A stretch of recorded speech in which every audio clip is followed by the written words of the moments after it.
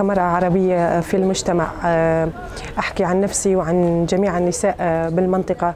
عيد ميلاد القائد يوم عظيم لجميع النساء، يوم الربيع، يوم التأسيس، يوم حياة للمرأة. بفضل القائد المرأة تحولت من إنسانة كانت عديمة بمعنى الكلمة إلى إنسانة تربعت في جميع المجالات السياسية والاجتماعية والمدنية والعسكرية. أصبحت قيادية، أصبحت لها الكلمة في جميع الدول، وتدافع عن الفكر الذي جعلها القائد عبد الله أوجلان تدافع عن نفسها وتدافع عن حقوقها الذي كانت تعيشه بفكر الفكر الذكوري السلطوي في كل المكانات، وبسبب والعادات والتقاليد التي كانت تسيطر عليها. قدرت تغير من نفسها بالفكر الذي قدمه لها عبد الله أوجلان، انه طريق كان ينور لها.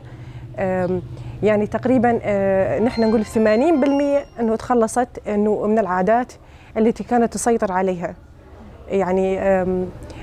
يعني خلصها من كانت من البئر اللي عايشه فيه، من انسانه كانت عديمه بمعنى الكلمه الى انسانه راقيه بمعنى الكلمه. بفضل فكره هل الانسانه عايشه بمعنى الكلمه، انسانه حره، انسانه ممتلكه للحقوق. بس اذا قلنا انه ما في هالفكر او والاداره الذاتيه، حاليا انسانه متسلبه من حقوقها، متجرده من حقوقها، فقط تطبخ تربي اولادها فقط لا غير.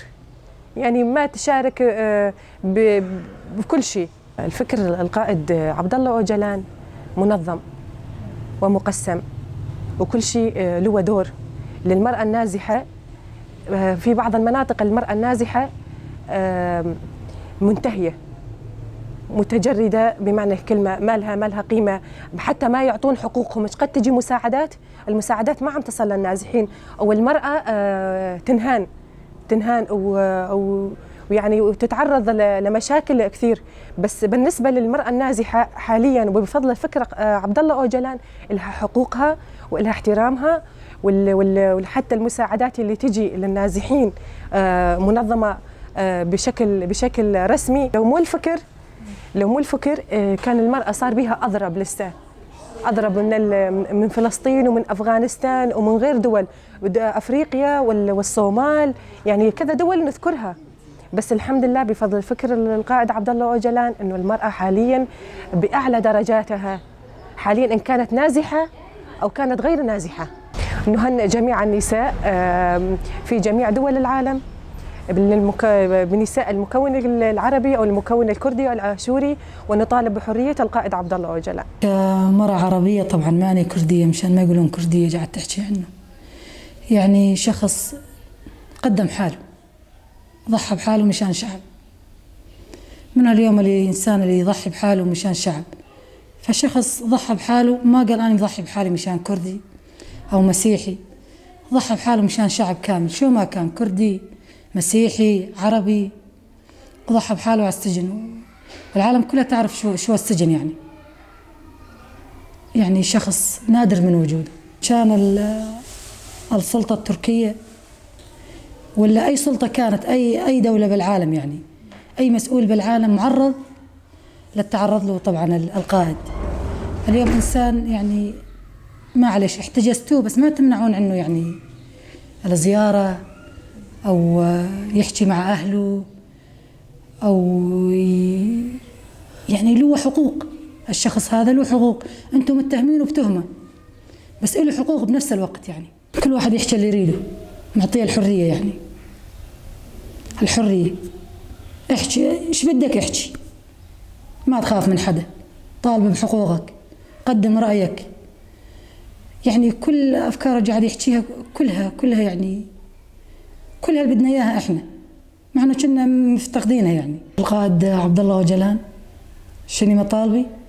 والله مطالبي يوفروا له زيارة، يعني يخلونه يحكي مع أهله، يتواصل مع الحياة. يعني وإذا كان بسجن، بتلفزيونات، بتليفونات، بكتب، بمحامين، بصحفيين، بيخلونه يعني يتواصل مع الحياة. ما زالكم أنتم محتجزين وحابسينه، يعني ليش خايفين منه يعني؟ خلوه يمارس حقوق الحياة وإذا كان بالسجن. حرام، هذا ما كان روح إنسان، لحم، إحساس، دم يعني ما يصير جنانه. حرام من الله. هو حقيقة ما أنا شخص، يعني ما لي داعي أقول هو حقيقة ما أنا شخص، هو شعوب كاملة. إيه شخص هو بس يعني ظل بضع سنين على وجه الأرض، واستعينا اللي يمشون على مبادئه وأفكاره يعني عربية. يعني توفرت لنا كثير شغلات يجوز راح نص عمرنا ما توفرت. احنا ببلدنا وبدولتنا هم يعني بعض سنين قدموا لنا ما تقدم لنا بنص عمرنا راح.